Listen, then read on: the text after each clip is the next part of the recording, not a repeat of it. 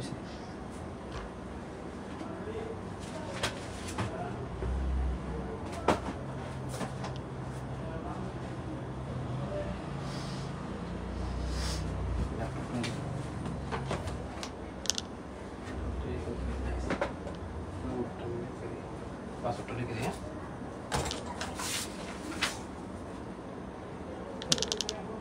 শুরু হয়ে গেছে লাইভ।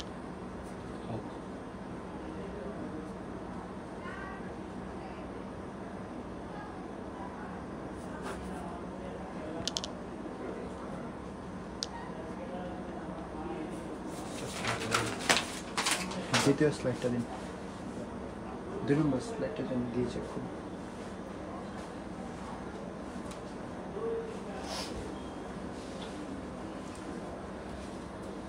আসসালামু আলাইকুম স্বপ্নবাসী শিক্ষার্থীরা, তোমরা আমাকে প্রথমে একটু জানাবা যে হচ্ছে গিয়ে আমার কথা কি স্পষ্ট বোঝা যাচ্ছে কিনা, আর লাইভ সব কিছু ঠিকঠাক আছে কিনা। ঠিক আছে,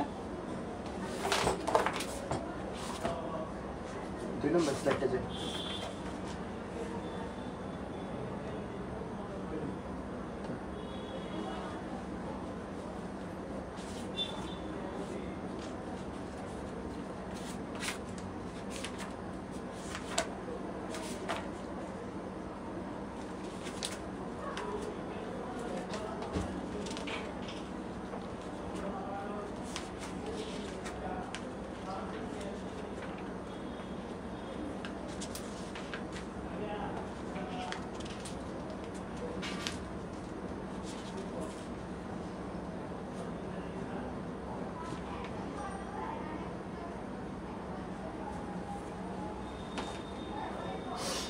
তোমরা সবাই লাইভটা একটু শেয়ার করে দিবা। আমি নিজে হচ্ছে গিয়ে লাইভটা একটু শেয়ার করে দেওয়ার জন্য হচ্ছে গিয়ে একটু সময় চেয়ে নিচ্ছি।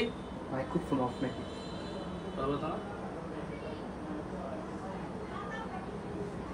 বলেন, সাউন্ড ক্লিয়ার আছে? সাউন্ড কি ক্লিয়ার আসতেছে কিনা আমাকে একটু কমেন্ট করে জানাবো তো তোমরা।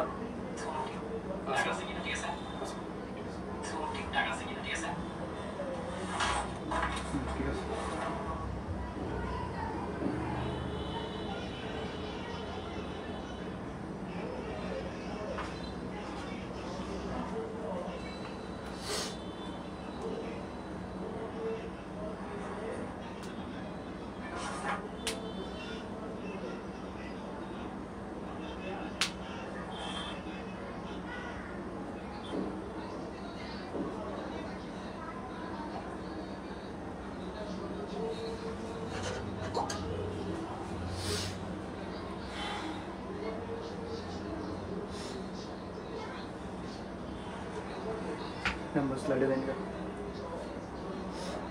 একটু জুম কর।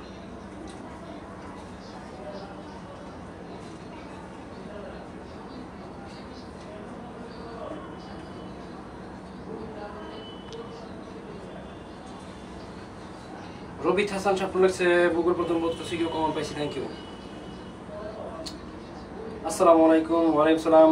রাজাউল ইসলাম লিসেন লাগছে, হাই স্যার, হ্যালো।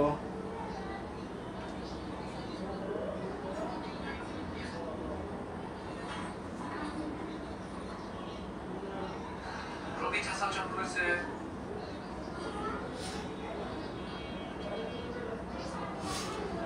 যারা আমাদের সাথে লাইভে যুক্ত হয়েছে সবাইকে একটা কথা বলবো, সেটা হচ্ছে গিয়ে তোমরা লাইভটা একটু শেয়ার করে দাও যাতে বাকিরাও দেখতে পারে। শিয়াব আমাদের সাথে যুক্ত হয়েছে, নাসরুল্লাহ হাসান যুক্ত হয়েছে, শাহ আলী যুক্ত হয়েছে, স্যার কেমন আছেন? ভালো আছি। বৃষ্টি হচ্ছে, করে নিলে ভালো কাজটা। বৃষ্টি হচ্ছে, বৃষ্টি তো আমাদের এখানে হচ্ছে না। আমি যেখানে ক্লাস নিচ্ছি এখানে বৃষ্টি হচ্ছে না। আর তোমার এখানে যখন দিন ভালো থাকবে, আমার এখানে আবার তখন বৃষ্টি থাকবে, একটা সমস্যা। ঠিক আছে,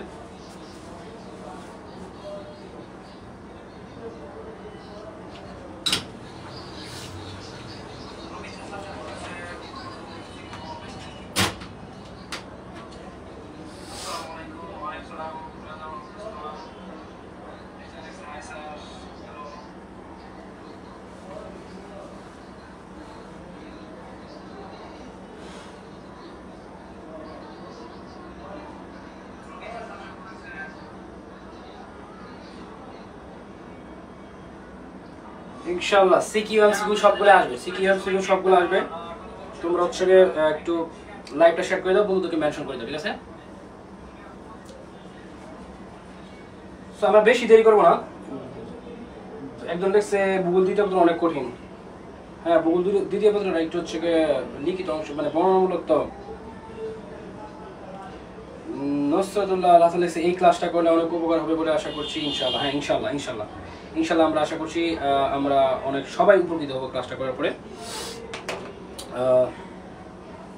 ঠিক আছে,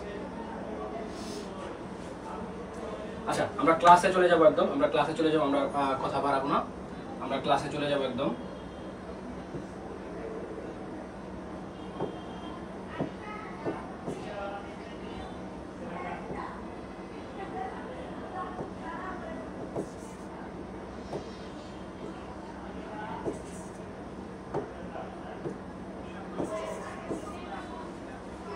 থ্যাংক ইউ। যারা আমাদের সাথে যুক্ত হয়েছে অবশ্যই আজকে আমরা সিকিউটা ভালোভাবে প্র্যাকটিস করব, কিভাবে আসবে সব দেখায় দেবো। বা শুরু করেন সবাই। কম থ্যাংক ইউ। হ্যাঁ, আমরা শুরু করে দিব। ঠিক আছে, ঠিক আছে, থ্যাংক ইউ। আচ্ছা ফোনটা রেখে আচ্ছা দেখো, আমরা হচ্ছে গিয়ে আগে একটু বলি, আমরা হচ্ছে যেই 5টা সিকিউ পরীক্ষার ফলে আনসার করব, আমরা এই ধরনের কয়েকটা সিকিউ হচ্ছে আমরা সলভ করবো আজকে। তো এই জায়গা থেকে প্রথম যেটা বলবো, যে সব জায়গা থেকে প্রশ্ন আসবে না, ঠিক আছে, আসবে না সেই সব জায়গার প্রশ্ন আজকে আমরা সলভ করবো না। ঠিক আছে, করবো না। তো যেখান থেকে আসবে শুধু সেইগুলো আনসার করবো। দেখো দেখছি অভিগমন কি, জনসংখ্যার অন্তত উপাদান মৃত্যু হার, এগুলো তোমরা পারবা। হ্যাঁ, এগুলো তোমার আমি চাচ্ছি না ক পড়াতে, পড়ালে অনেক টাইম লাগবে। যেমন অভিগমন কি, এক স্থান থেকে যে অন্য স্থানে মানুষ বসবাসের উদ্দেশ্যে বা অন্য কোনো উদ্দেশ্যে যদি চলে যায়, আর ওইখানে যদি কমপক্ষে 12 মাস স্টে করে, তাহলে এটাকে অভিগমন করে। ঠিক আছে, এটা হচ্ছে জনসংখ্যার অন্যতম উপাদান হচ্ছে মৃত্যু হার। তো জনসংখ্যার অন্যতম উপাদান মৃত্যু হারই হবে। হ্যাঁ, মৃত্যু হার কি বেশি নাকি হচ্ছে গিয়ে কম, এটার উপর ডিপেন্ড করে যে একটা দেশের জনসংখ্যা কেমন হবে, তাই না? ধরো একটা দেশে মৃত্যু হার অনেক বেশি, তাহলে জনসংখ্যা কম হবে। মৃত্যু হার একদম কম, জন্ম হার বেশি, তাহলে জনসংখ্যা বেশি হবে। তাহলে অবশ্যই জনসংখ্যার অন্যতম উপাদান হচ্ছে মৃত্যু হার। তাহলে এগুলো আমরা পরবর্তীতে পারবো না, জাস্ট দুটো একটু মুখে বলে দিলাম। প্রশ্ন হচ্ছে, এখানে প্রশ্ন করছে উদ্দীপকে উল্লিখিত রাকিবের অভিগমনের ধরন ব্যাখ্যা করো। শোনো, আজকে হচ্ছে একটা কথা তোমরা বুঝো, যেহেতু এগুলো হচ্ছে গিয়ে তোমার হচ্ছে গিয়ে বর্ণনামূলক পড়া, ঠিক আছে, এই জন্য হচ্ছে গিয়ে আমি মুখে যে যা বলবো তা তোমরা বোঝার চেষ্টা করবে, এবং তোমরা হচ্ছে গিয়ে পরবর্তীতে বইটা পড়বা। বইটা পড়লে হচ্ছে গিয়ে তোমাদের এটা হচ্ছে গিয়ে শেষ হয়ে যাবে। ঠিক আছে, এছাড়াও আমরা যে পিডিএফ দিচ্ছি, পিডিএফটা পড়লে, পিডিএফ এর যে সিকিউগুলো আছে এগুলো পড়লে তোমাদের হয়ে যাবে। ঠিক আছে, পিডিএফটা তোমরা সবাই পড়বা। যারা আমাদের সাথে যুক্ত হয়েছে তারা সবাইকে অনুরোধ করবো ক্লাসটা শেয়ার করে দেওয়ার জন্য। ক্লাসটা একটু তোমরা শেয়ার করে দাও।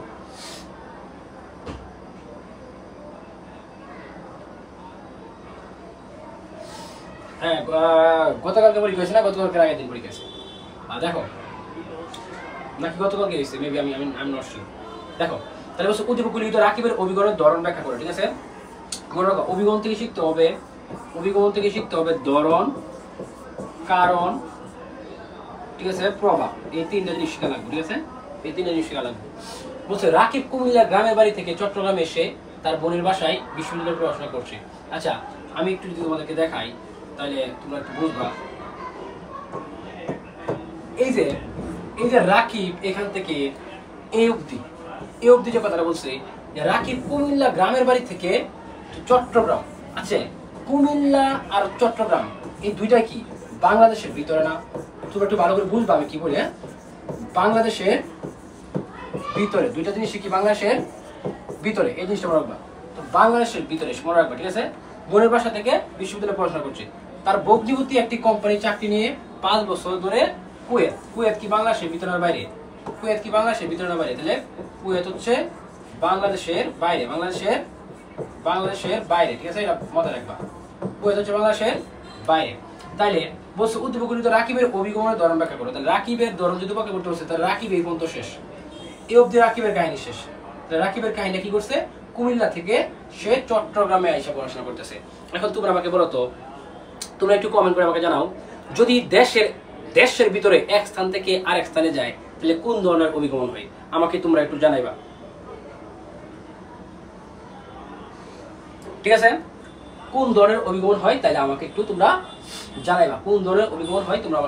আমি যদি একটু আলোচনা করি, তোমরা আলোচনা একটু মনোযোগ দেখবা। শোনো, আমরা প্রথমে হচ্ছে যেটা করতাম সেটা হচ্ছে শুধুমাত্র অভিগমনটা বলতাম, অভিগমনটা কেমন বলতাম, অভিগমনটা কেমন এটা বলতাম, ঠিক আছে। কিন্তু এখন আর এরকম দিলে হবে না, ঠিক আছে। আগে হইতো, কিন্তু এটা দিলে হবে না, এখন একদম প্রকার ভেদে দিতে হবে। তাইলে যদি কেউ নিজ দেশের অভ্যন্তরে অভিগমন করে, মানে দেশের ভিতরে, ঠিক আছে, দেশের ভিতরে থাকে, তাহলে এটা হচ্ছে অভ্যন্তরীণ অভিগমন। কোন ধরনের অভিগমন? অভ্যন্তরীণ অভিগমন। এখন ভালো করে বুঝো, অভিগমন দুই প্রকার, একটা হচ্ছে অভ্যন্তরীণ, আর একটা হচ্ছে আন্তর্জাতিক। এখন বলো যে ভাই কি দিব, ভাই দিবা হচ্ছে কি আমি বলি। তাহলে তোমার হচ্ছে আগে অভিগমনের কেমনটা ধরনটা দিলে হয়ে যেত, কিন্তু এখন আর হবে না। এখন তোমাকে কি দিতে হবে? আগে দিলে যে রাকিবের অভিগমনটা হচ্ছে অভ্যন্তরীণ অভিগমন, তাহলে এভাবে দিলে হবে না। কেউ যদি দেখো রাকিবের অভিগমন হলো অভ্যন্তরীণ অভিগমন, তাহলে তারটা কি যাবে? কাটা যাবে। আমি যা বলতেছি তোমরা কি সবাই বুঝতেছো? যদি তুমি এটা লেখো রাকিবের অভিগমনটি হলো অভ্যন্তরীণ অভিগমন, তাহলে তোমার এটা কাটা যাবে। তোমাকে লিখতে হবে রাকিবের অভিগমনটি হলো অভ্যন্তরীণ অভিগমনের অন্তর্গত গ্রাম থেকে শহরে। তাহলে কই গেছে? গ্রাম থেকে শহরে। তাহলে আমাদের কি লিখতে হবে? দেখো তো, আমাদের লিখতে হবে রাকিবের, এবার প্রথম লাইন একটু বুঝো তোমরা, হ্যাঁ। রাকিবের অভিগমনটি হলো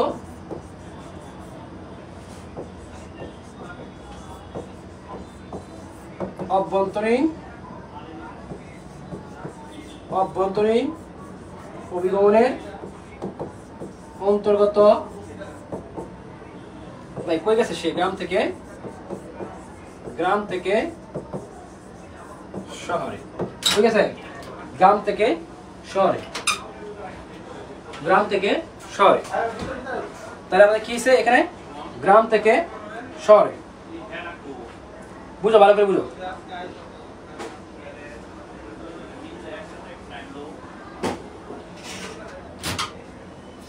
গ্রাম থেকে গিয়েছে শহরে।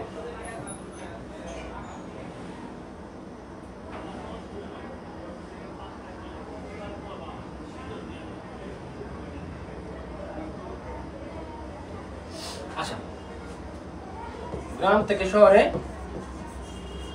অভিগমন, এই যে তোমরা এটা লেখলা। তারপর কি লেখলা?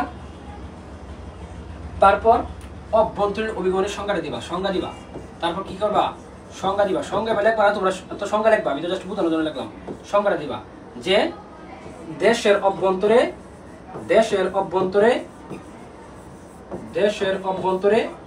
এক স্থান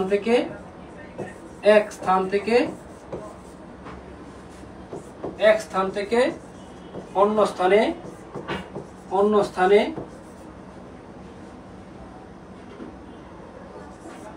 অভিগমন করলে এটিকে বলা হয় অভ্যন্তরীণ অভিগমন, ঠিক আছে। অভ্যন্তরীণ অভিগমন। এই যে জিনিসটুকু আছে, এইটা হচ্ছে তোমার মেইন। এতটুকু লিখলে তুমি মূলত 2 পাইবা, বাকি সবটুকুর জন্য 1। বাকি সবটুকু কি হতে পারে? আমি কিন্তু ভালোভাবে বুঝাই বলতেছি তোমাদেরকে। বাকি সবটুকু কি হতে পারে? বাকি সবটুকু হতে পারে যে কি কি কারণে মানুষ এক জায়গা থেকে আরেক জায়গায় যায়, গ্রাম থেকে শহরে মানুষ কি কি কারণে যায়, ওই কারণগুলো তুমি লিখবা। যেমন প্রথমত হচ্ছে গ্রাম থেকে মানুষ শহরে অভিগমন করে, এটা হচ্ছে মানুষ অনেক বিষয় দ্বারা আকর্ষিত হয়। যেমন শহরে স্কুল, মানে হাসপাতাল বা এই যে জিনিসগুলো আছে, ব্যবসা বাণিজ্যের ক্ষেত্রগুলো বেশি, এই জন্য মানুষ গ্রাম থেকে শহরে যায়, ঠিক আছে। এই জিনিসগুলো একটু দেখবা। যোগাযোগ ব্যবস্থার বিষয়টা আছে, শহর থেকে যে আছে গ্রামের যোগাযোগ ব্যবস্থাটা অনেক উন্নত। ভাই কোন জায়গায় চিত্র আঁকা লাগবে? ভাই না, এখানে চিত্র আঁকা লাগবে না, এখানে চিত্র আঁকা লাগবে না, এখানে চিত্র আঁকা লাগবে না, চিত্র আঁকা পরে দেখাইতেছি, ঠিক আছে। ধরো তোমার একটা সন্তান আছে, তুমি কি চাইবা তোমার সন্তানকে গ্রামের একটা অনুন্নত কলেজে বা স্কুলে পড়াইতে? অবশ্যই না। তুমি চাইবা শহরের একটা ভালো স্কুলে বা শহরের একটা ভালো পরিবেশে তোমার সন্তানকে মানুষ করতে।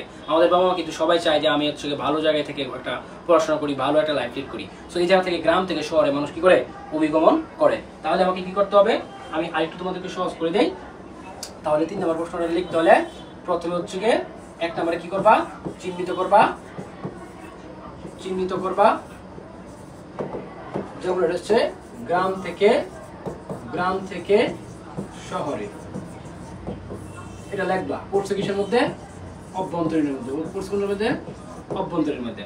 তারপর 2 নম্বরে কি লিখবা, 2 নম্বরে কি দিবা, সংজ্ঞা দিবা। 3 নম্বরে কি করবা, 3 নম্বরে কিছু কারণ উল্লেখ করে দিবা। হ্যাঁ, কিছু কারণ উল্লেখ করবা, তাইলে তুমি ফুল নাম্বার পাবে, ফুল মার্কস পাবে। ঠিক আছে, ফুল মার্কস পাবে, ঠিক আছে, তাহলে ফুল মার্ক পাবে। আমি কি তোমাদেরকে বুঝাতে পারছি? তোমরা সবাই যারা এই মুহূর্তে আমাকে দেখতেছো, আমি তোমাদেরকে অনুরোধ করবো তোমরা সবাই আমাকে একটা কমেন্ট জাস্ট এখন করো যে আমি যে এতটুকু বুঝাইছি, মানে একটা সিকিউ আসলে, মানে এই সিকিউটা যদি আসে, অভিগমন যদি আসে, কিভাবে তুমি লিখবা এটা কি তোমরা বুঝতে পারছো? তোমরা যদি বুঝতে পারো তাহলে বলো, এভাবে কমেন্ট করো জি স্যার বুঝতে পারছি কিভাবে লিখতে হবে, বা লিখো যে স্যার বুঝতে পারছি বা ভাই বুঝতে পারছি।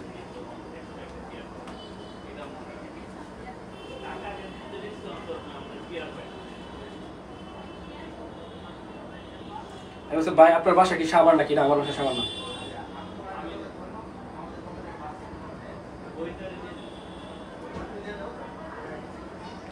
সিএস জাকির ইসলাম লেখছে, বুঝতে পারছি, থ্যাংক ইউ জাকির। উম্মে সাইমা লেখছে, বুঝতে পারছি, থ্যাংক ইউ উম্মে সাইমা। মোহাম্মদ জাহিদুল লেখছে, বিগ ফ্যান ভাই, থ্যাংক ইউ জাহিদুল। বন্নি তানিয়া লেখছে, বুঝতে পারছি, থ্যাংক ইউ। মুন্না লেখছে, বুঝতে পারছি, থ্যাংক ইউ মুন্না। তারপর অভিজিৎ বার্মন আছে, থ্যাংক ইউ অভিজিৎ।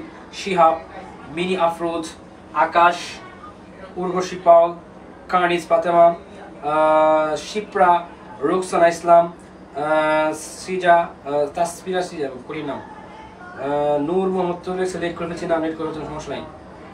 শাহরি লেখছে, থ্যাংক ইউ। রাজিয়া সুলতান আছে, নূপুর লেখছে, বুঝতে পারছি, সবাইকে ধন্যবাদ। শিপ্রা ধন্যবাদ। আমরা পরের প্রশ্ন চলে যাবো। তাহলে আমরা যদি একটু প্রশ্নটা দেখি, প্রশ্নটা কি ছিল? প্রশ্ন ছিল পরে যে উদ্দীপকে উল্লিখিত রাকিবের, আচ্ছা পরেরটা, উদ্দীপকে উল্লিখিত রাকিব ও তার ভগ্নিপতির অভিগমনের তুলনামূলক বিশ্লেষণ করো।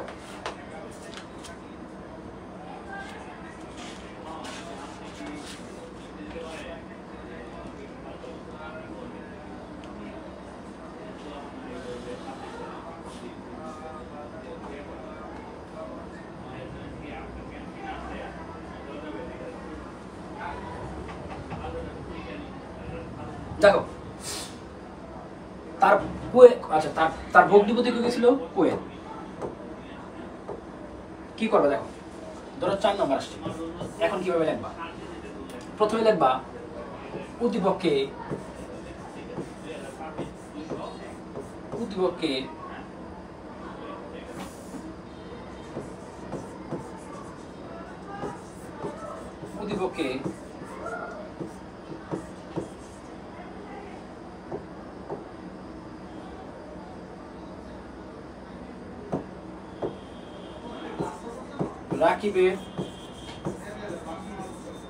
রাকিবের অভিগমন হচ্ছে অভ্যন্তরীণ অভিগমনের অন্তর্গত গ্রাম থেকে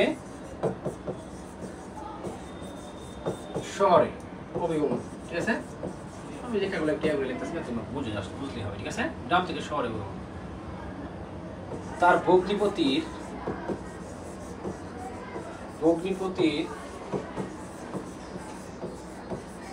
অভিগমন হলো আন্তর্জাতিক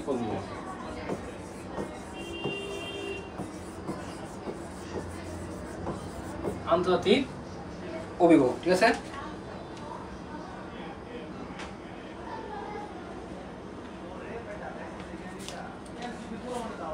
তাইলে 1 নম্বর পয়েন্ট, দুটাকে কি করা, চিহ্নিত করা। ঠিক আছে, 1 নম্বর পয়েন্ট তোমরা বুঝছো, দুটাকে কি করতে হবে আমাদেরকে চিহ্নিত করতে হবে। কি করতে হবে? চিহ্নিত করতে হবে। তাহলে আমরা এই যে এখানে কি করলাম, চিহ্নিত করে কাজটা করে ফেললাম, চিহ্নিত করে কাজটা করে ফেললাম। এরপর কি করতে হবে, সিম্পলি দেখো আমরা এখন একটু মুছবো, ঠিক আছে? আমরা একটু যদি মুছে ফেলি, আচ্ছা এই একটাতে মুছি, বাকিগুলো থাকো, ঠিক আছে? একটাতে থাকি, দেখো তাহলে দেখো এরপরে সংজ্ঞা, এরপর কি করতে হবে, সংজ্ঞা, অভ্যন্তরীণের সংজ্ঞা দিতে হবে। অভ্যন্তরীণ অভিগমন কি? অভিগমন, ঠিক আছে? ডট ডট তুমি সংজ্ঞাটা দিলা, ঠিক আছে? অভিগমন বলে অর্থাৎ রাষ্ট্রীয় সীমার মধ্যে যখন তুমি রাষ্ট্রীয় সীমার মধ্যে থেকে তুমি যখন এক স্থান থেকে অন্য স্থানে গমন করবে, এটা হলো অভ্যন্তরীণ অভিগমন, ঠিক আছে? তারপর হচ্ছে কি আন্তর্জাতিক অভিগমন। বৃষ্টি আসতেছে, কারেন্ট চলে গেলে অনেক সমস্যা। আন্তর্জাতিক অভিগমন,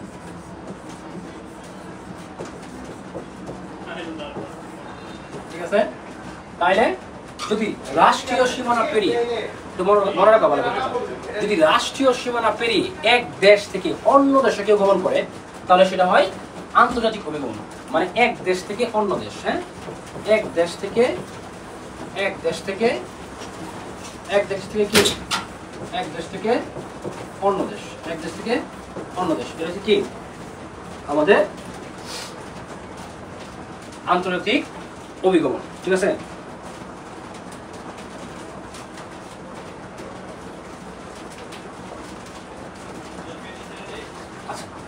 তারপরে যেহেতু আমরা শোনো একটু এখানে একটু ভালো করে শুনবা, যেহেতু আমরা গতে অর্থাৎ 3 নম্বর প্রশ্নে অভ্যন্তরীণ অভিগমন সম্পর্কে গ্রাম থেকে শহরে অনেক বিস্তারিত লিখে ফেলছি, এই জন্য 4-এ এসে আমরা এই অভ্যন্তরীণ অভিগমন সম্পর্কে এত বেশি কথা না বলে আমরা এখানে বেসিক্যালি হচ্ছে গিয়ে বেশি জোর দিব হচ্ছে আন্তর্জাতিক অভিগমন সম্পর্কে। তারপরে তুমি যেটা করতে পারো, তারপরে তুমি যেটা করতে পারো, তোমরা ভিডিও একবারে স্ক্রিনশট দিয়ে নিও, একটা স্ক্রিনশট দিয়ে নাও, ঠিক আছে? তারপর তুমি যেটা করবা সেটা হচ্ছে এই যে আন্তর্জাতিক অভিগমন হয় না, এই আন্তর্জাতিক অভিগমন সম্পর্কে বিস্তারিত লিখবা। আন্তর্জাতিক অভিগমন সম্পর্কে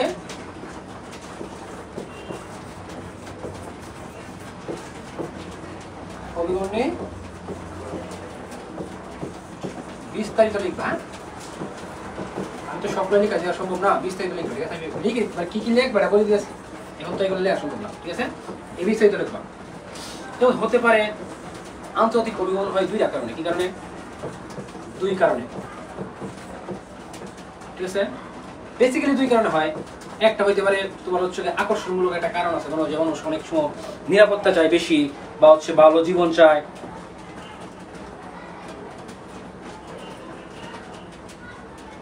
ঠিক আছে?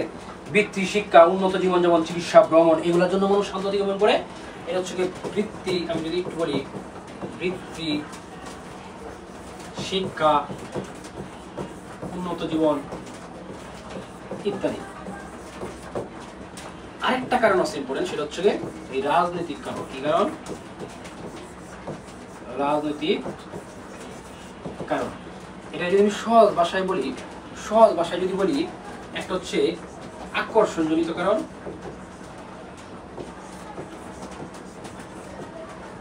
আর একটা হচ্ছে বিকর্ষণজনিত। তোমরা আশা করি বুঝতে পারবো, হ্যাঁ? যদি আমি স্কলারশিপ পায়া আমি চলে গেলাম জাপান, তাইলে ভাই এটা হবে এই আকর্ষণজনিত কারণ। উন্নত জীবনযাপনের জন্য চলে গেলাম আমি হচ্ছে জাপান, তাহলে এটা আকর্ষণ অভিগমন, ঠিক আছে? কিন্তু এই যে মনে করো যে হচ্ছে রোহিঙ্গারা, হ্যাঁ, এই রোহিঙ্গারা যে হচ্ছে বাংলাদেশে চলে আসছে, এটা অবশ্যই তারা হচ্ছে খুশিতে আসে নাই। রোহিঙ্গারা কি খুশিতে হাসি চলে আসছে? না, রোহিঙ্গারা কি তার নিজ দেশে স্থান পায় নাই, এই জন্য তারা চলে আসছে। তো এই জায়গা থেকে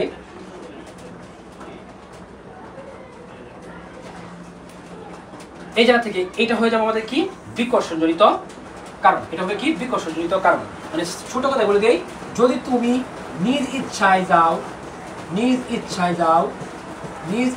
যাও তাহলে আকর্ষণ জড়িত। যদি বাধ্য হয়ে যাও তাহলে হবে বিকর্ষণ। আমাদের 4 নম্বর প্রশ্নটা কিন্তু তোমরা সবাই বুঝতে পারছো?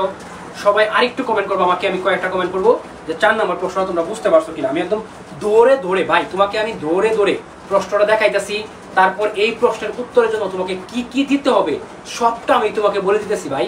আর কি চাও বলো? এখন যদি তোমরা না বুঝো আসলে কি বলবো?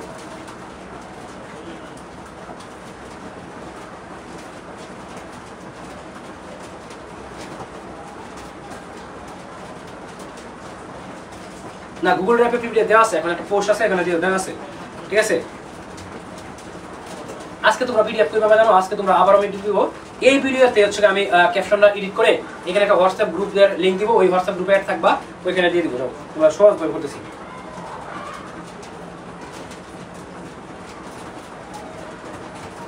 তোমরা কি সবাই বুঝতে পারছো? প্রথম সিচুয়েশনটা সবাই বুঝতে পারছো? আচ্ছা, থ্যাংক ইউ। যারা পড়তে আসছো তারা অবশ্যই লেগে থাকবা। তোমরা দেখো আমি 100% শিখতে বললাম, ইনশাআল্লাহ এখান থেকে ভালো কিছু নিয়ে যাইবা এবং এইগুলো তোমাদের কাজে লাগবে পরীক্ষার হলে। ভাই পরীক্ষার হলে তোমার মুখস্থ কিন্তু মনে থাকবে না, হয়তো ভুলে যাবা, কিন্তু যে ক্লাস করতেছো এখন এইগুলোই তোমার তখন কিন্তু কাজে লাগবে, এইগুলো অনেক বেশি কাজে লাগবে, ঠিক আছে? এই কথাগুলো অনেক বেশি কাজে লাগবে, ঠিক আছে?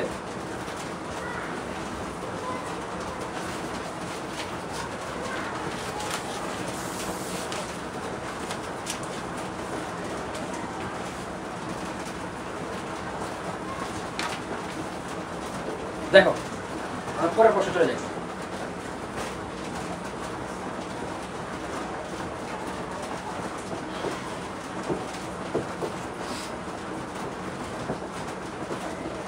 ঠিক আছে, জনমিতি কাকে বলে, জনসংখ্যার ঘনত্ব বলতে কি বলে, এই দুটো শিখবে, ঠিক আছে?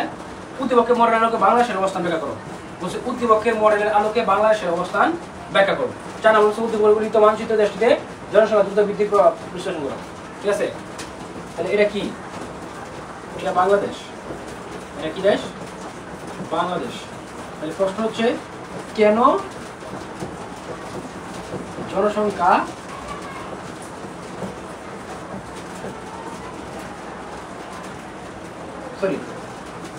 জনসংখ্যা বৃদ্ধির প্রভাব,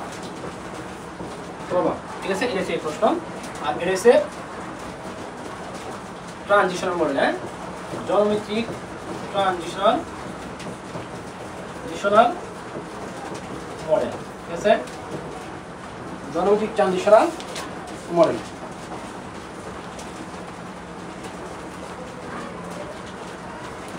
এখন বলছে উদ্দীপকের মডেলের আলোকে বাংলাদেশের অবস্থান বর্ণনা করো। তাহলে উদ্দীপকের জনসংখ্যার এটা মূলত কি, এটা প্রথমে লিখতে হবে, ঠিক আছে? পরে হচ্ছে বাংলাদেশ। তাহলে এখন যদি বলি প্রথমে তুমি যেটা বলবা এটাকে চিহ্নিত করো। প্রথম সবসময় কাজ হচ্ছে চিহ্নিত করা, হ্যাঁ, চিহ্নিত করা। তাহলে উদ্দীপকের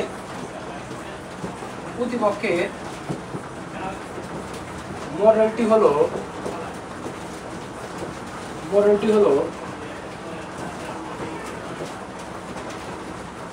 হলো জনসংখ্যার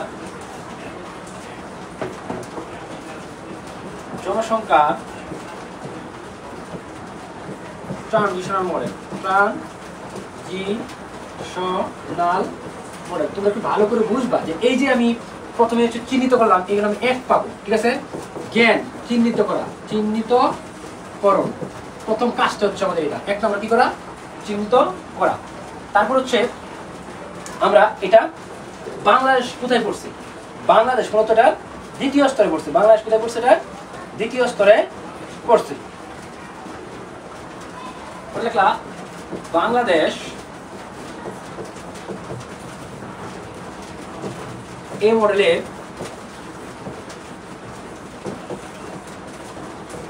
দ্বিতীয় পর্যায়ে রয়েছে।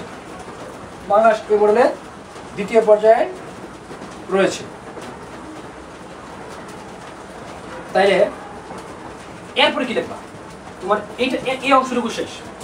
তারপর তুমি লিখলা আচ্ছা, আজানের জন্য আমরা 1 মিনিট বিরতি দিব। আজান হইতেছে তো, আমি তোমাদের কমেন্টগুলো একটু দেখবো। তোমাদের কোনো প্রশ্ন থাকলে করো, তোমাদের প্রশ্ন থাকলে করো। আজানের জন্য আমরা 1 মিনিট বিরতি।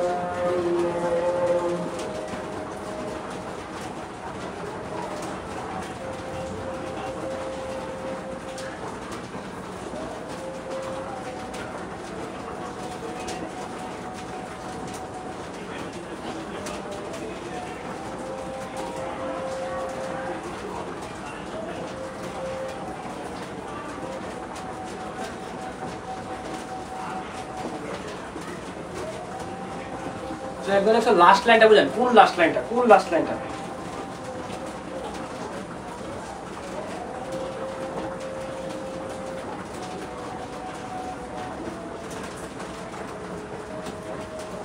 এমসিকিউ পিডিএফ দেওয়া হয়েছে, নতুন করে আবার দেওয়া হয়েছে, নতুন করে পোস্ট একবার দেওয়া হয়েছে। কোন চ্যাপ্টারে ম্যাপ আঁকতে হবে এটা নিয়ে অনেক কনফিউজ। আমি বলে দিব, ক্লাস করো, ক্লাস করো। দেখো তাহলে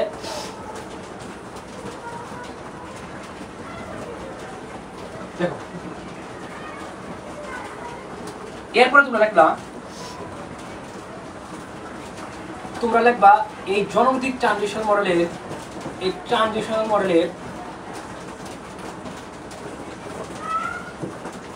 মডেলের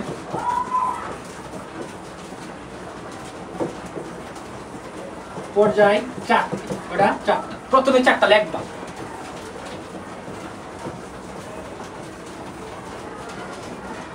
চারটা লেখার পরে দ্বিতীয়টা নিয়ে বিস্তারিত আলাপ করবো, ঠিক আছে?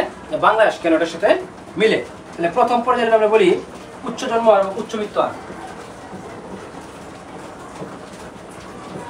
উচ্চ জন্ম হার, উচ্চ মৃত্যু হার, ঠিক আছে? উচ্চ জন্ম হার, উচ্চ মৃত্যু হার। দ্বিতীয় পর্যায়ে উচ্চ জন্ম হার, মৃত্যু হার হ্রাস। উচ্চ জন্ম হার, মৃত্যু হার হ্রাস। হ্যাঁ, এটাতে বাংলাদেশ পড়ছে, ঠিক আছে? উচ্চ জন্ম হার, মৃত্যু হার হ্রাস। এরপর হচ্ছে তৃতীয়, জন্ম হার ও মৃত্যু হার উভয় হ্রাস। জন্ম হার, মৃত্যু হার ওই কি হয়েছে? হ্রাস পাইছে। লাস্টেরটা কি? মৃত্যু হারের তুলনায় জন্ম হার হ্রাস। মৃত্যু হারের তুলনায়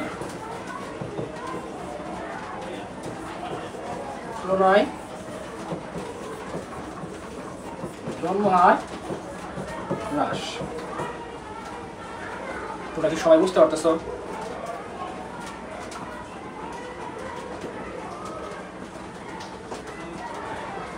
ঠিক আছে?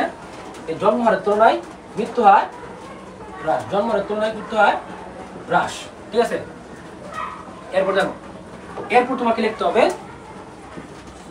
দ্বিতীয় পর্যায় নিয়ে বিস্তারিত। দ্বিতীয় পর্যায় নিয়ে বিস্তারিত। কথা বুঝতে পারছো?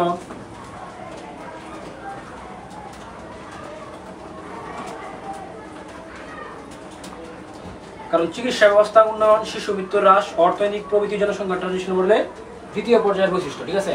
তো বাংলাদেশ কিন্তু এখন এই পর্যায়ে আসা জন্ম হারটা এখন উচ্চ হারে রয়ে গেছে এবং মৃত্যু হার কিছুটা হ্রাস পাইছে, ঠিক আছে? এই জন্য জনসংখ্যার হার কি বাংলাদেশে বেশি না কম? জনসংখ্যার হার কিন্তু বাংলাদেশে বেশি, জনসংখ্যার হার বাংলাদেশে বেশি। সো এই জিনিসটা তোমরা একটু দেখবা। তোমরা হচ্ছে গিয়ে মিলায় বই থেকে পড়ে নিবা, তাহলে হবে। ঠিক আছে, ঠিক আছে, আশা করি তোমরা বুঝতে পারছো। জনসংখ্যার উদ্দেশ্য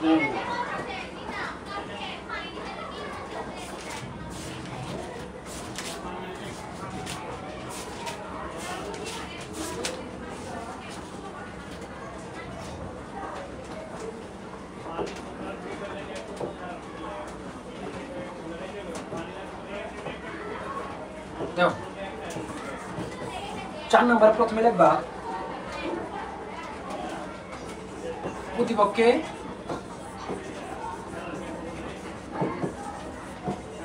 মানচিত্রের দেশটি হলো বাংলাদেশ। বাংলাদেশ শেষ। তারপরে লিখবা বাংলাদেশে জনসংখ্যা বৃদ্ধির প্রভাব। কি চাইছে? জনসংখ্যা বৃদ্ধির প্রভাব, মানে জনসংখ্যা বৃদ্ধি হলে কি কি ঘটনাগুলো ঘটে তোমাকে লিখতে হবে। ঠিক আছে, কি কি ঘটনাগুলো ঘটে লিখতে হবে। তুমি আমি হচ্ছে স্টেপ আকারে লিখবো, তোমরা ভিতরে বিশ্লেষণ করবে। ঠিক আছে, আমি স্টেপ আকারে লিখবো।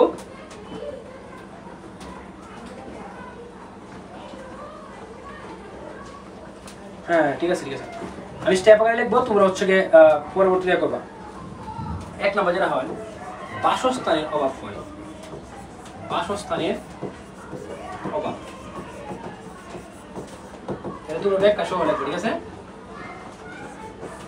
আবাদি জমির উপর কি পড়ে? চাপ পড়ে। আবাদি জমির উপরে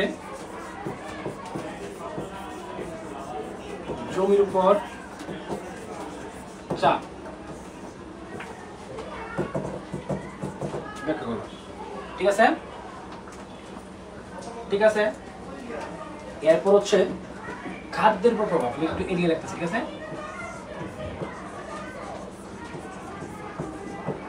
খাদ্যের উপর প্রভাব। ঠিক আছে, 4 নাম্বার ধরে দিলাম বেকারত্ব। বেকারত্ব। 5 নাম্বার দিলাম যাতায়াত ব্যবস্থার প্রভাব।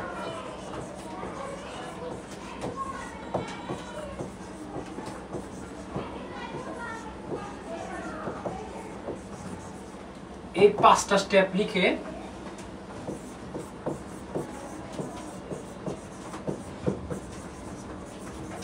ব্যাখ্যা করবা। এই 5টা স্টেপ লিখে ব্যাখ্যা করবা।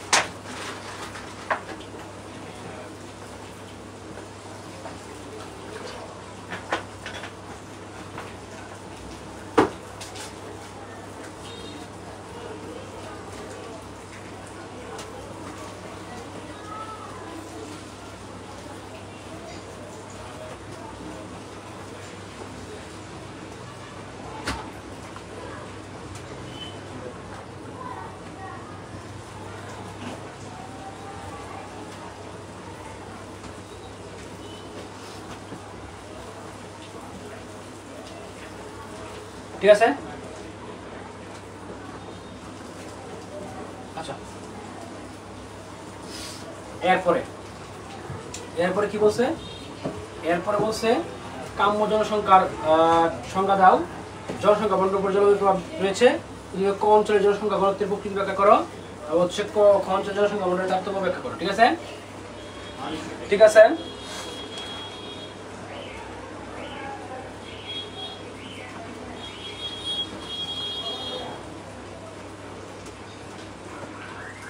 আচ্ছা তোমরা দেখো তো ক অঞ্চলটা কি? এই ক অঞ্চলটা হলো রাজশাহী। ক অঞ্চলটা কি? রাজশাহী। আর যদি বলি খ অঞ্চলটা, এই খ অঞ্চলটা স্বাভাবিকভাবে দেখতে পাচ্ছি এর একটা পার্বত্য অঞ্চল। কি অঞ্চল? পার্বত্য অঞ্চল। পার্বত্য অঞ্চলে এখানে কি আছে? চট্টগ্রাম কি আছে চট্টগ্রাম। তোমরা একটু আমাকে একটু বুঝাও তো, তোমরা নিজেরা একটু বুঝো যে এই রাজশাহী আর যদি তুমি হচ্ছে গিয়ে এই চট্টগ্রামের মধ্যে তুলনা করো, এটা একটু বুঝো ভালো করে। রাজশাহী আর চট্টগ্রামের মধ্যে তুলনা করো তাহলে কোন জায়গায় মানুষ বেশি থাকে? চট্টগ্রামের সাথে তুলনা করলে কিন্তু রাজশাহী মানুষ বেশি থাকে। চট্টগ্রামের সাথে তুলনা করলে রাজশাহী মানুষ বেশি থাকে।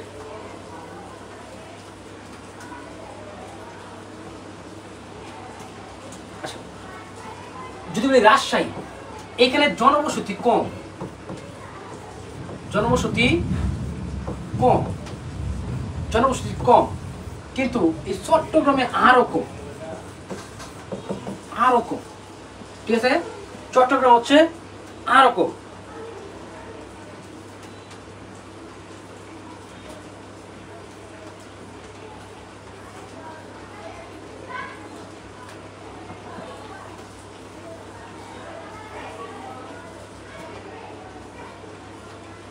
তাইলে যদি আমরা তুলনা করি তাহলে এই রাজশাহী আর চট্টগ্রামের মধ্যে যদি তুলনা করি তাহলে অবশ্যই রাজশাহী হচ্ছে ঘনত্ব কি, রাজশাহীর জনসংখ্যা ঘনত্ব, রাজশাহীর জনসংখ্যা ঘনত্ব কি হবে, বেশি হবে। আমাদের পিডিএফ দিয়ে দিয়েছি, খুব সুন্দর করে পড়বা, আমি সেটা এখানে বুঝাই দিলাম। ঠিক আছে, দেখো এইখানে যদি বলি আর এইখানে যদি বলি পার্বত্য চট্টগ্রামে কি ঘরবাড়ি কম, ঘরবাড়ি আছে কি কম, ঘরবাড়িগুলো কি অনেক অনেক কম, ঘরবাড়ি অনেক অনেক কম, তাহলে সেখানে মানুষ বসবাস করে কম।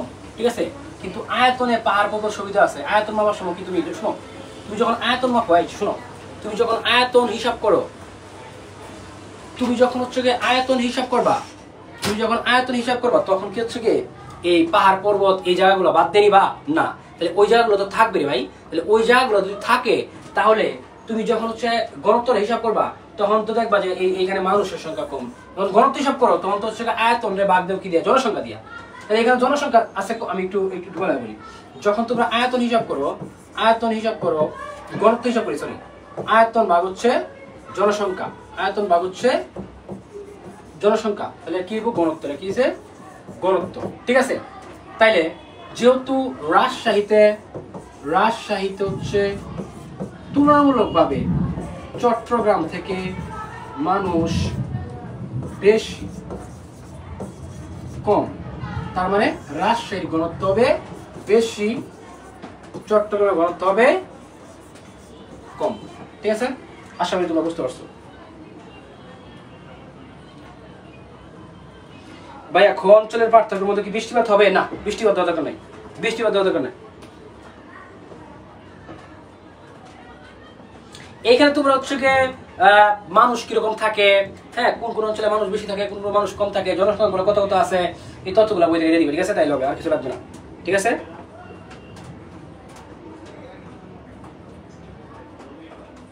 হ্যাঁ, মেঘবুদ্র আছে পাহাড়ি এলাকা, তার জন্য যাতায়াত করার রাস্তা, শিল্প কারখানা কম, কৃষিকাজ করার পরিবেশ কম, তাই। ঠিক আছে, টেস্ট পেপার সলভ করলে এমসিকিউ কমন পাবো কি? না।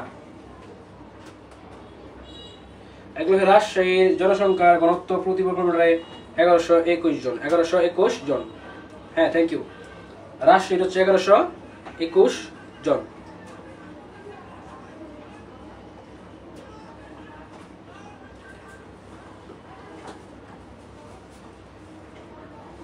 রাজশাহী 1121 জন ঘনত্ব, চট্টগ্রাম হচ্ছে 900 সামথিং, হ্যাঁ 900 সামথিং, এক্সাক্ট নাম্বারটা হচ্ছে আমার ঠিক 979 জন এরকম। তোমরা ভুল হলে একটু ঠিক করে নিও। ঠিক আছে, ঠিক আছে, এখানে তো জনসংখ্যার তারতম্য চাইছি। আরে ভাই, তারতম্য তুমি পার্থক্য দেখবো না, যা যা আছে সবই তো লিখতে হবে, যা যা আছে সবই তো লিখতে হবে, সবই লিখতে হবে, বই দেখবা দেওয়া আছে, সবই লিখতে হবে। কি বলো এইসব?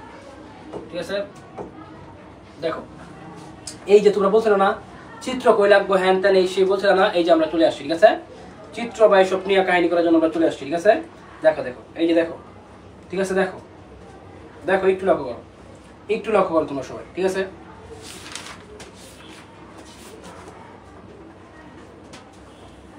দেখো একটি খাদ্যশস্য যা উত্তর আমেরিকার প্রেরি অঞ্চলে প্রচুর পরিমাণে উৎপাদিত হয় বলে তাকে পৃথিবীর রুটির জুড়ি বলা হয়। আচ্ছা ভাই, রুটি কি দেবা না? রুটি কি দেবা না? আমরা সহজেই বুঝতে পারি, গম দিয়ে, গমের রুটি, ঠিক আছে? পৃথিবীর রুটির জুড়ি বলা হয়। তবে চীন হচ্ছে শস্যটির প্রধান উৎপাদনকারী দেশ। তাহলে গম উৎপাদনের প্রথম কে? চীন। ইঙ্গিতটা বুঝতে পারছো? ইঙ্গিতটা বুঝতে পারছো? ব্যাপক কৃষি কাকে বলে লিখবা? বাংলাদেশের পাটকে সোনালী আঁশ বলা হয় লিখবা। উদ্দীপকের ইঙ্গিতকৃত শস্যটির অনুকূল ভৌগোলিক নিয়ামক ব্যাখ্যা করো। ভৌগোলিক নিয়ামক ব্যাখ্যা করো।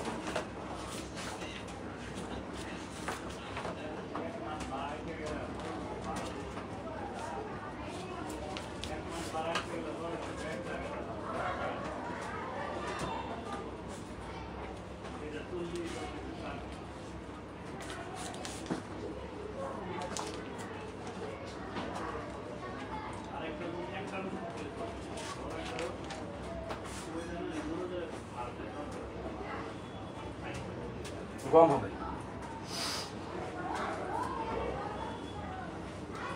আচ্ছা, তাহলে প্রথমে দিলাম কি, যে এটা হচ্ছে কি গম। উদ্দীপকের ইঙ্গিতকৃত শস্যটি হচ্ছে উদ্দীপককে ইঙ্গিতকৃত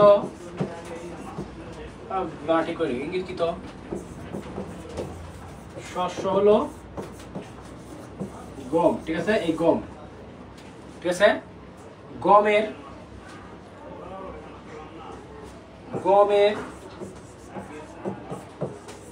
ভৌগোলিক তোমরা এখানে মানচিত্র দেওয়ার কোনো দরকার নাই, ঠিক আছে? কোনো দরকার নাই, এখানে মানচিত্র দেওয়ার দরকার নাই। এই সৃজনশীলে মানচিত্র ব্যবহার করো, ঠিক আছে? একটা আমরা যদি বলি প্রাকৃতিক, তিন নাম আগে লিখবা, হ্যাঁ? প্রাকৃতিক, অর্থনৈতিক, আমি যেভাবে বলতেছি এভাবে দুই খাতায় লিখতে পারো, 10-10 পাবা, ঠিক আছে? সাংস্কৃতিক, আমি যেভাবে দেখাচ্ছি বাইরে ভাই এভাবে লিখবা, ঠিক আছে? সাংস্কৃতিক কি লিখবা? সাংস্কৃতিক, ঠিক আছে? সাংস্কৃতিক, ক্লিয়ার? এরপরে একটা ব্যাখ্যা করবা, ধরো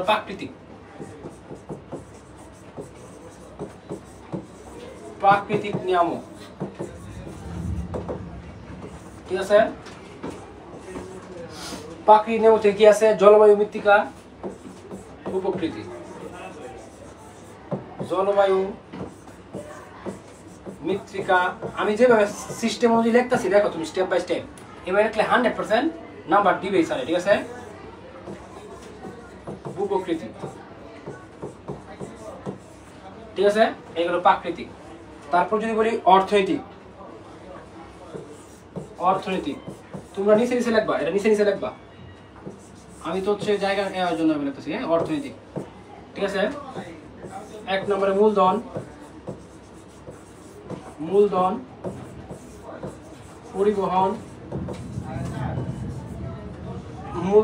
পরিবহন, শ্রমিক বাজার,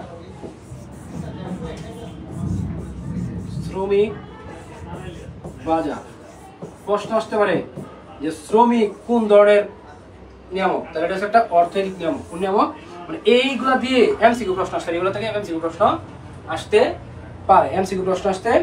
পারে,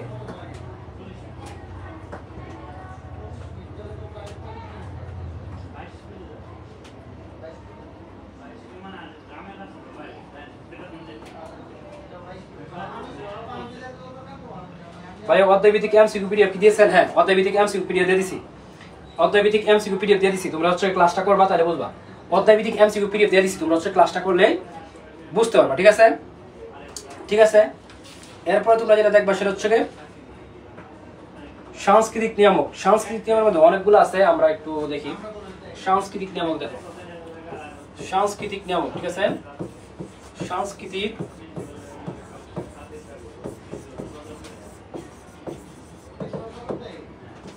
ঠিক আছে? 1 নম্বরে রাজনৈতিক কারণ, রাজনৈতিক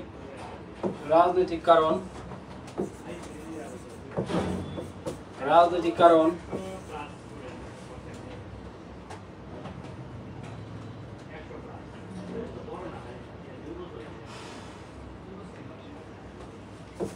বীজ, পানি সেচ, এগুলো তোমরা লিখবা, 4-5টা লিখলে হবে, এত কিছু লেখা দরকার নেই, এতটা লেখা দরকার নেই। পানি সেচ, তারপর হচ্ছে তোমরা কীটনাশক সার দিতে পারো, সার, কীটনাশক,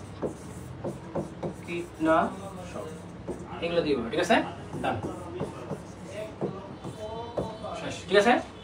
এভাবে যদি ভালো করে দিতে পারো তাহলে তোমরা ফুল নাম্বার পাবা, আশা করি ফুল নাম্বার পাবা। আগের প্রশ্নটা কি ছিল একটু দিত, মানচিত্রটা দিবা, এই ক্ষেত্রে মানচিত্রটা দিতে পারো, মানচিত্রটা দিতে পারো চীন এবং হচ্ছে ভারত, চীন এবং হচ্ছে ভারত, সরি যুক্তরাষ্ট্র ও চীন, যুক্তরাষ্ট্র ও চীন, যুক্তরাষ্ট্র ও চীন। তাইলে তোমরা কি করবা 4 নম্বরে গিয়ে, আচ্ছা 4 নম্বরে গিয়ে কি করবা আমি যদি তোমাদেরকে একটু করে দেই। 4 নম্বরের জন্য এই যুক্তরাষ্ট্র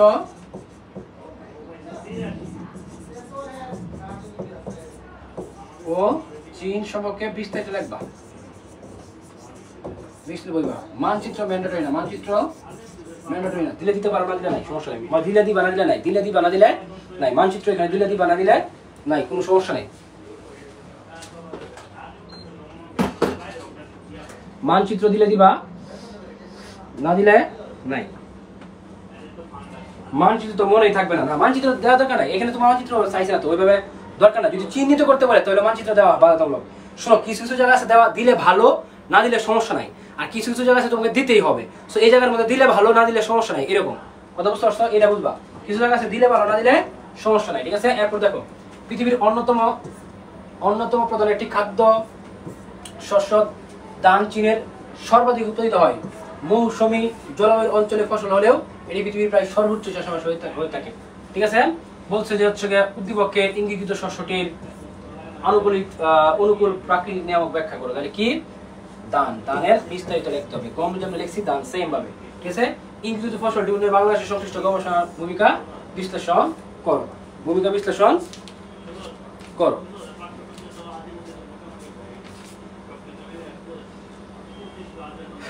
তাহলে উদ্দীপকের ইঙ্গিতকৃত শস্যটি হলো কি ধান, উদ্দীপকের ইঙ্গিতকৃত শস্যটি কি, উদ্দীপকের ইঙ্গিতকৃত শস্যটি হচ্ছে ধান, সেম ভাবে ধানের নিয়ামক গুলা লিখবা, কি বলা নিয়ামক গুলা লিখবা, নিয়ামক, ঠিক আছে? নিয়ামক কয়টা? প্রাকৃতিক, অর্থনৈতিক এবং হচ্ছে সাংস্কৃতিক, সেম ভাবে বিস্তারিত, বিস্তারিত সেম ভাবে বিস্তারিত লিখবে, ঠিক আছে? মানে প্রাকৃতিকের মধ্যে কি কি পড়ে এগুলো লিখতে হবে, ঠিক আছে? প্রাকৃতিকের মধ্যে কি কি পড়ে এগুলো সবগুলো লিখতে হবে।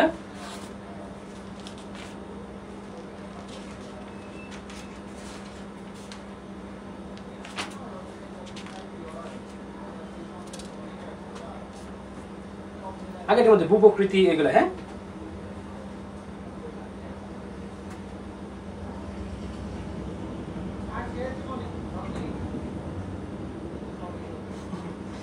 এখানে লিখছি শুধু মানচিত্র আঁকতে পারি, অন্য কিছু লিখতে পারি না।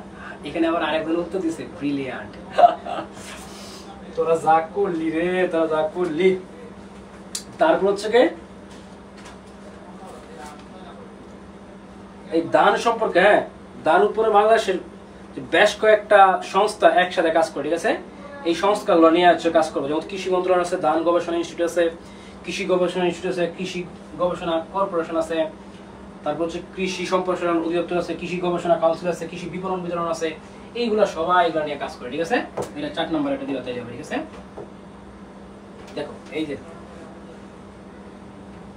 দেখো দেখো দেখো দেখো দেখো দেখো বলছে ক চিহ্নিত দেশটির লৌহ আকরিক, তাহলে ভাই ক চিহ্নিত দেশ তো কি, এটা কোন দেশ? দেশটা হচ্ছে কি অস্ট্রেলিয়া, দেশটা কি অস্ট্রেলিয়া। এই অস্ট্রেলিয়া কি করতে হবে, এই উদ্দীপকে ক চিহ্নিত দেশটির লৌহ আকরিক উৎপাদন ও বন্টন ব্যাখ্যা করতে হবে, ঠিক আছে? এটা হচ্ছে আমাদের ভালোভাবে পড়া লাগবে, ভালোভাবে পড়া লাগবে, ঠিক আছে?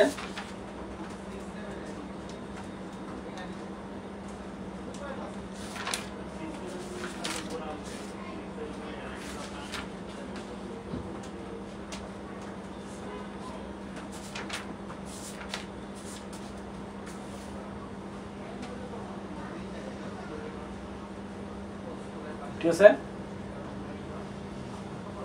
এটার মধ্যে মানচিত্রটা দিয়ে দিতে পারো, এটার মধ্যে মানচিত্রটা দিয়ে দিতেও পারো, ঠিক আছে। তো এটা হচ্ছে তোমরা লৌহ আকৃতি যে আমরা পিডিএফ দিছি, পিডিএফটা ভালো করে করবা, দেখবা তথ্যগুলো সবগুলো দেওয়া আছে, একদম হুবহু করলে হবে, এগুলো আলোচনা করবো তো এরকম কিছু নাই, ঠিক আছে। লৌহ আকৃতির সর্বোচ্চ দেশ কোনটা? অস্ট্রেলিয়া। হ্যাঁ, অস্ট্রেলিয়া সবার চেয়ে এগিয়ে আছে, ঠিক আছে। আচ্ছা, একটা কথা মনে রাখবো, এই ওশেনিয়া মহাদেশের সর্বোচ্চ দেশ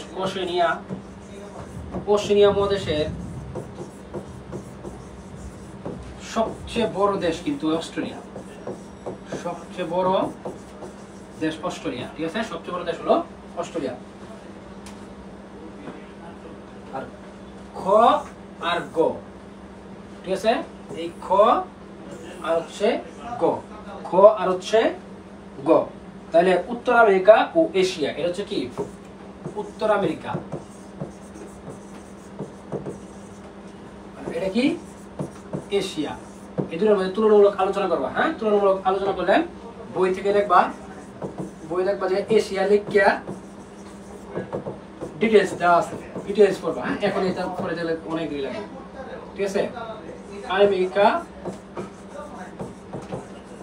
ডিটেইলস পড়ো, ঠিক আছে, বই থেকে পড়বা, তাহলে এগুলো আর খুব আলোচনা করবো তো কিছু নাই, এগুলো পড়াইতে গেলে একদম বিস্তারিত পড়াবো আস্তে আস্তে, ঠিক আছে। যেহেতু তোমাদের পরীক্ষা কালকে এই জন্য দেরি করতে চাইতেছি না, কিন্তু তোমাদের পরীক্ষা কালকে আমি আর দেরি করতে চাইতেছি না, আমি হচ্ছে খুব দ্রুত শেষ করে দেবো, ঠিক আছে, খুব দ্রুত শেষ করে দিব।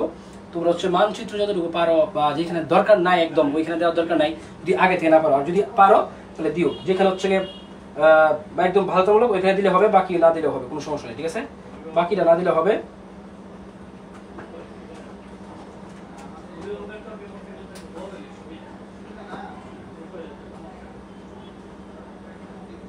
ঠিক আছে, ঠিক আছে, ঠিক আছে, আমরা একদম লাস্ট চলে আসি, একদম লাস্ট বলতেছে বর্তমানে যান্ত্রিক সভ্যতাকে একটি শিল্পের নামে নামকরণ করা হয়, উক্ত শিল্পজাত পণ্য ব্যতীত অন্য শিল্প স্থাপনের কথা চিন্তা করা যায় না। বলছে কি উদ্দীপককে ইঙ্গিতকৃত শিল্প গড়ে ওঠার ভৌগোলিক নিয়ামক সমূহ লিখো। উদ্দীপককে ইঙ্গিতকৃত ভৌগোলিক নিয়ামক সমূহ আমাদের লিখতে হবে, ঠিক আছে, ভৌগোলিক নিয়ামক সমূহ আমাদের কি করতে হবে? লিখতে হবে। তাইলে লৌহ ইস্পাত শিল্পের নিয়ামকের কথা বলা হয়েছে, কার কথা বলা হয়েছে? লৌহ ও ইস্পাত শিল্পের নিয়ামকের কথা বলা হয়েছে, লৌহ ইস্পাত শিল্পের নিয়ামকের কথা বলা হয়েছে, ঠিক আছে। তাহলে আমরা যদি বলি লৌহ ইস্পাত শিল্পের নিয়ামক, তাহলে প্রথমে চিহ্নিত করতে হবে লৌহ ও ইস্পাত, ইস্পাত শিল্পের নিয়ামক, লৌহ ইস্পাত শিল্পের নিয়ামক, ঠিক আছে, লৌহ ইস্পাত শিল্পের নিয়ামক। তাহলে নিয়ামকগুলো যদি আমরা বলি, প্রথমে আমরা ভাগ করব, প্রাকৃতিক নিয়ামক আছে, অর্থনৈতিক আছে, তারপর হচ্ছে এই দুইটা দেখলে হবে, বেশি না, সাংস্কৃতিক আছে, ঠিক আছে। তাহলে একটা হচ্ছে প্রাকৃতিক নিয়ামক, দুই নম্বর হচ্ছে অর্থনৈতিক, প্রায় সবগুলো সেমই, অর্থনৈতিক, তিনটা হচ্ছে সাংস্কৃতিক, ঠিক আছে, সাংস্কৃতিক, ঠিক আছে, প্রাকৃতিক, অর্থনৈতিক, সাংস্কৃতিক। এটা যদি বলি, প্রথমটা হচ্ছে কাঁচামালের সান্নিধ্য, মানে যেখানে কাঁচামাল আছে ওইখানে তো হচ্ছে গিয়ে পাই। যখন তুই লৌহ ইস্পাত শিল্প একটা কারখানা করবি, তখন তুই তো হচ্ছে যেখানে হচ্ছে ওটা করতে যে জিনিস লাগে, কাঁচামাল লাগে, ওটা যেখানে বেশি পাওয়া যাবে ওইখানে তুই করবি, কাঁচামালের সান্নিধ্য, ঠিক আছে, সান্নিধ্য, এটা হচ্ছে একটা।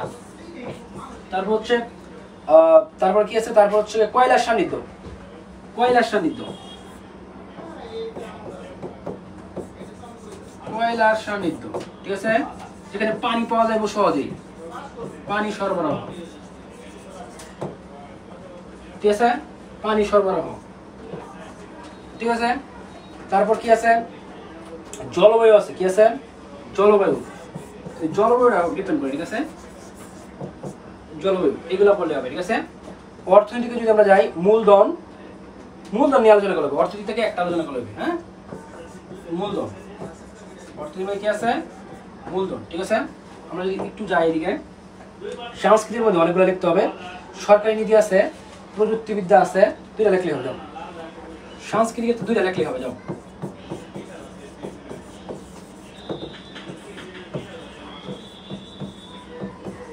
সরকারি নীতি, সরকারি নীতি আর একটা হচ্ছে কি প্রযুক্তি। সরকারি নীতি আর একটা হচ্ছে কি প্রযুক্তি। সো আমরা আশা করি তোমরা সবাই ক্লাসটা ভালোভাবে বুঝতে পারছো। আমি যেগুলো তোমাদেরকে আলোচনা করলাম এর বাইরে তোমাদেরকে যদি বাংলাদেশের ভৌগোলিক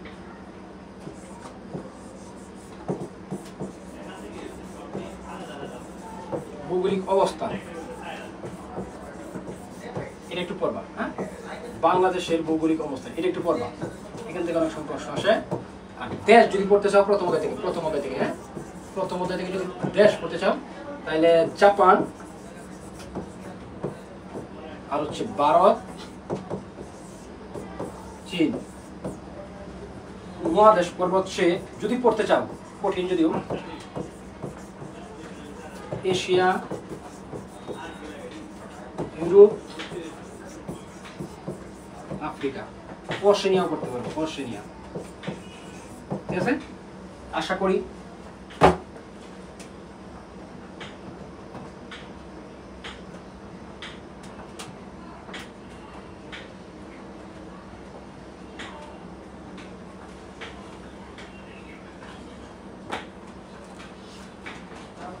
আমি তোমাদেরকে যে সকল সিকিউ গুলা প্র্যাকটিস করাইছি এই সকল জায়গা থেকে সিকিউ গুলা আসবে। তবু এটা না আসলেও এই সকল জায়গা থেকে আসবে। তোমরা এই জায়গাগুলো যদি পড়ে যেতে পারো তাহলেই তোমার মোট জানো না, আর কোনো কিছু লাগবে না। সো সিকিউটা হচ্ছে আমরা যে পিডিএফ দিছি, পিডিএফ গুলো হচ্ছে ভালো করে তোমরা পড়ো, পিডিএফ গুলো ভালো করে পড়বা। তারপর হচ্ছে এমসিকিউ পিডিএফটা ভালো করে পড়বা। আজকে যে ক্লাস নিলাম এই পিডিএফটা এখন দিয়ে দিব, এই পিডিএফটা ভালো করে পড়বা। সো এই জায়গা থেকে তোমাদেরকে বলবো তোমরা সবাই হচ্ছে পিডিএফ গুলো ভালো করে পড়ে যাওয়ার চেষ্টা করবা এবং হচ্ছে ভালোভাবে পরীক্ষা দাও সেটার চেষ্টা করি। হ্যাঁ, ক্লাস কি শেষ? হ্যাঁ, ক্লাস শেষ। আজকে আর আমরা পড়াবো না। টু বি ভেরি অনেস্ট, আমি যে কিসের মধ্যে দিয়ে ক্লাস নেই, আমি ব্যস্ত থাকি। যাই হোক, আমরা হচ্ছে 6টা সিকিউ প্র্যাকটিস করালাম। এগুলো থেকে তোমরা প্র্যাকটিস করলেই হবে, বাকি মেইন বোর্ডে একটু পড়ে যাবে। ঠিক আছে, তো সবাই ভালো থাকবা। ভাইয়া প্রাকৃতিক, সাংস্কৃতিক, রাজনৈতিক সবগুলো তো লিখতে হবে। হ্যাঁ, সবগুলো থেকে একটু লিখবা, কারণ আমি লাস্ট 2 মিনিট আছি লাইভে। আর তোমরা কোনো প্রশ্ন থাকলে করতে পারো, আমি আর 2 মিনিট আছি, প্রশ্ন থাকলে করতে পারো। তোমরা হচ্ছে যারা ভিন্ন ভিন্ন বোর্ডে আছো তোমাদেরকে আমি বলবো, আমি হচ্ছে আজকে ক্যাপশনের মধ্যে হচ্ছে বা লিঙ্ক নিচে হচ্ছে হোয়াটসঅ্যাপে একটা গ্রুপের লিঙ্ক দিয়ে দেন, ওই গ্রুপে অ্যাড হইবা। ওই গ্রুপে অ্যাড হলে ওই হোয়াটসঅ্যাপ গ্রুপের মধ্যে তোমরা পিডিএফ গুলো পেয়ে যাবা, আগের গুলো এবং আজকের গুলো সবগুলো পেবা। দেশ ভিত্তিক বন্টন পারি না, শেখা সম্ভব না, এই মুহূর্তে শেখা সম্ভব না।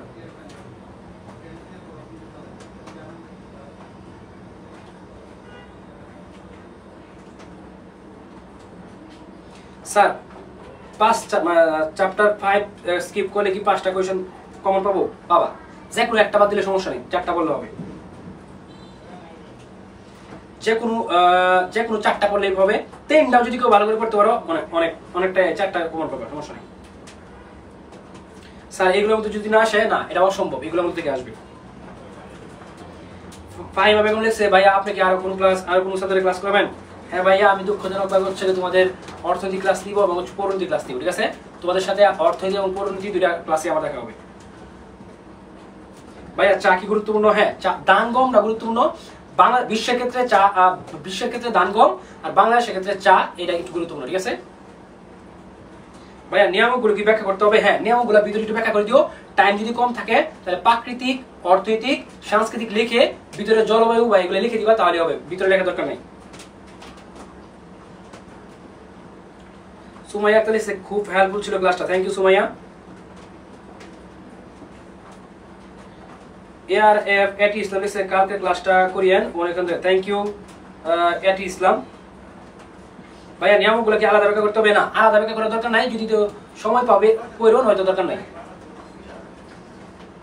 শেষে 3টা অধ্যায় পড়ে কি কমন পাবো? 2 নম্বর অধ্যায় পড়তে হবে, মনে রাখবা, 2 নম্বর অধ্যায় পড়তে হবে। 2 নম্বর অধ্যায় ছাড়া পারবা না, 2 নম্বর অধ্যায় লাগবে ভাই। আদিবাজার দেখছে, ওয়াও, ইকোনমিক্স ক্লাসে ভাইয়া কে আবার পাবো? হ্যাঁ, আবার দেখা হবে ইনশাআল্লাহ, পাবা, আবার পাবা, দেখা হবে। আসি তোমাদের সাথে, আসি, একটা আছেন, আসি রে ভাই, আসি।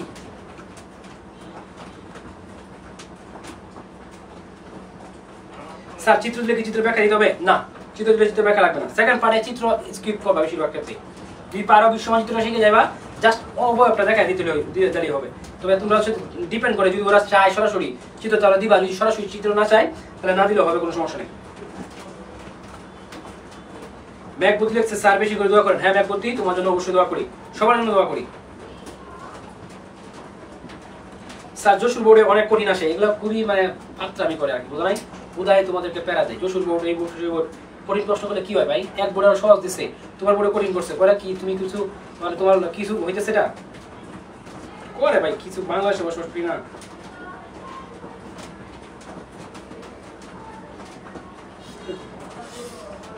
আদিবা ভালো হয়ে যাও। ফাহমিদা জানাত লিখছে ভাই আমার কোয়েশ্চেনের আনসার দেয় না। ফাহমিদা তুমি প্রশ্ন করো, আনসার দিব। উসমান রাজা লিখছে পিডিএফ কোন দিও, এখনই 10 মিনিটের মধ্যে পিডিএফ পাবা। এই ক্যাপশন, এই ভিডিওর ক্যাপশনে দেখবা হচ্ছে হোয়াটসঅ্যাপ গ্রুপের লিংক দেওয়া থাকবে, আমি একটু পরে ইউজ করে দিতেছি, ঠিক আছে ভাই? আর সেকেন্ড চ্যাপ্টারে কি বয় পিরামিড আসবে? আচ্ছা সেকেন্ড চ্যাপ্টারে বয় পিরামিড একবার দেখে যাও, ওরা আসার সম্ভাবনা নাই, ঠিক আছে?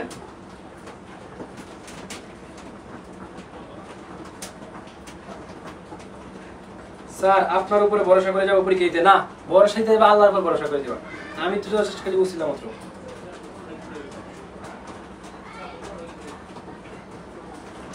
ভাই এ প্লাস পাওয়ার জন্য কয়টা এমসিকিউ রাইট করা লাগবে? তুমি যদি হচ্ছে সিকিউ 5টা রাখতে পারো ভালোভাবে, তাহলে এখান থেকে 45-46 পাওয়ার সম্ভাবনা আছে, ঠিক আছে? যদি 45-46 পাও, ওইদিকে তুমি হচ্ছে 20টা যারা এমসিকিউ হবে তারা প্লাস পাবা। 20টা এমসিকিউ হলে প্লাস 100% পাবা। ভাই মানবিক বিভাগে কোন কোন বিষয়ে ক্লাস হবে? অর্থনীতি হবে, পরিণতি হবে, ইসলাম ইতিহাস হবে। ভাইয়া এমসিকিউ পিডিএফ দেন প্লিজ, এই ভিডিওর ক্যাপশনে দেওয়া থাকবে এবং নিচে দেওয়া আছে, ঠিক আছে ভাইয়া? আজকে ARF এটি ইসলাম বললেন, আমার নামটা ভালো করে বলেন ভাইয়া। থ্যাংক ইউ এটি ইসলাম। ভাইয়া বিশ্বব্যাপী বন্টন যদি উল্টাপাল্টা লিখি তাহলে নাম্বার দিবে? উল্টাপাল্টা লেখাতে লিখো না, সমস্যা নেই, লিখো না, লিখো না। হ্যাঁ ইসলামের হিস্ট্রি ক্লাস কি হবে এই পেজে? হ্যাঁ হবে। শাহরিয়ার পিয়াস দেখতেছে, ধন্যবাদ ভাই। স্যার মেরিন আমার সিট আলাদা করে ফেলছে টিচাররা, আপনি বলছিলেন জায়গা দেখি করে লিখতে, কিন্তু খান খুলে ভালো হয়ে যাবে, ভালো হয়ে যাবে। এগুলো এর থেকে প্রথম পত্র সহজ ছিল। হ্যাঁ প্রথম পত্রটা অবশ্যই সেকেন্ড পার্ট থেকে অনেক সহজ, সেকেন্ড পার্টটা অনেক পেস লাগায়। স্যার ইতিহাস ক্লাসটা নিয়ে না, আমার পক্ষে আমি পারি না।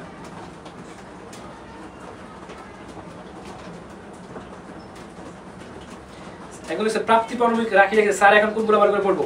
2 নাম্বার অতটা ভালো করে পড়বা, 4 নাম্বার অতটা ভালো করে পড়বা, তারপর হচ্ছে 5, 6।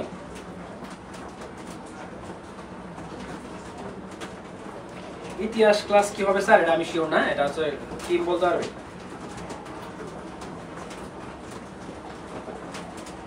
ভাই ফার্স্ট পেপারে এমসিকিউ একটু খারাপ হয়েছে, 14-15টা হয়েছে। এ প্লাস আসবে কি? সিকিউ যদি ভালো করো 40-এর উপরে পাও, 45-এর মতো পেয়ে ফেলো তাহলে পাইবা। ওই স্যার পিডিএফটা কই পাবো? কাফি দাদা লাগছে। পরবর্তী ক্লাস আপনি নেবেন কি ভাইয়া? হ্যাঁ পরবর্তী ক্লাস আমি নিব, পরবর্তী ক্লাস আমি নিব।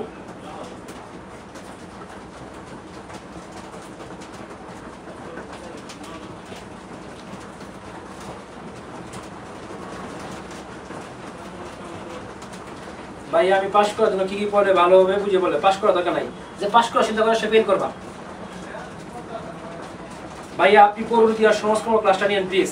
আয়েশা লেখছে, থ্যাংক ইউ আয়েশা, নিব পরবর্তী সমাজকর্ম আমি নিব, পরবর্তী সমাজকর্ম অর্থনীতি, তিনটা আমি নিব। আমার নাম আরাফাত ইসলাম, থ্যাংক ইউ আরাফাত।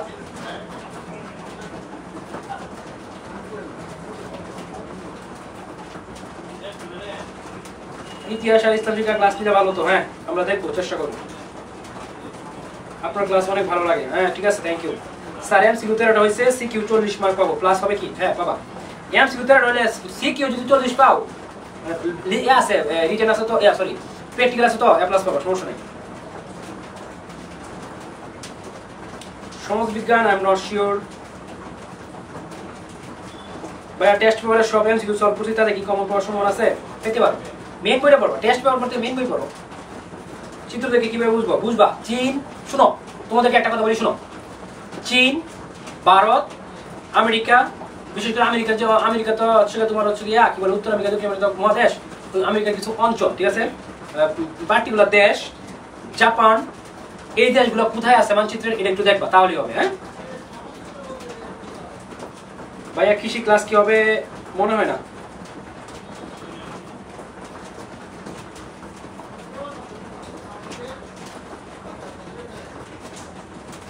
ভাইয়া চিত্র রাখতে পারি না, দরকার নাই। পাস পার্ট 13 রয়েছে, সিকিউ পরিষেবা ক্লাস হবে কি? হ্যাঁ পাবা পাইরা।